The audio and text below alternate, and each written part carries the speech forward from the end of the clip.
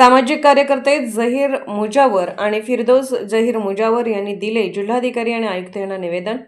मिरज शहरातील हजरत मीरासाहेब दर्गा उरूस व सांगली मिरज कुपवाड महानगरपालिकेच्या सार्वत्रिक निवडणुकीच्या अनुषंगाने मतदान केंद्राचे स्थलांतर व नियोजनाबाबत करण्याबाबतचे मुजावर यांना दिले निवेदन। मिरजेचे ग्रामदैवत हजरत मीरासाहेब दर्गा यांचा वार्षिक उरूस दिनांक 14 व 15 जानेवारी रोजी मोठ्या भक्तिभावाने साजरा करण्यात येतो।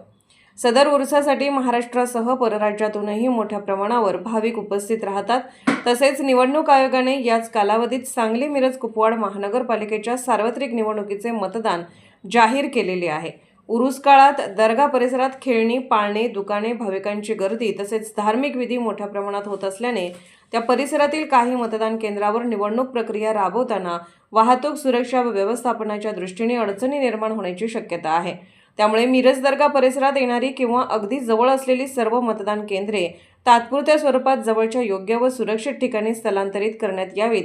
तसेच उरूस व निवडणूक दोन्हीसाठी स्वतंत्र व सुसूत्र नियोजन करण्यात यावे असे निवेदन जहीर मुजावर व त्यांच्या सुविद्य पत्नी सौ फिरदौस मुजावर यांनी दिले। नमस्कार।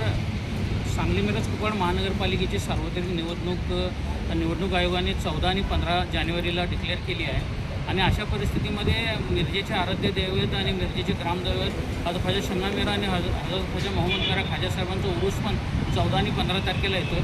तर आता आम्ही मान्य कलेक्टर आणि आयुक्त साहेबांना निवेदन दिलं आहे की उरसाच्या मार्गामध्ये आणि दुकानामध्ये जी काय पोलिंग बूथ येणार आहे त्याची सुविधा जवळच्या असणाऱ्या केंद्रावर करावी आणि जेणेकरून हिंदू मुस्लिम ऐक्याचे प्रतीक असणारं जे उरूस आहे ते उरूस सर्व धर्म संभावाने आणि कसलाही अडथळा न आणता व्हावे।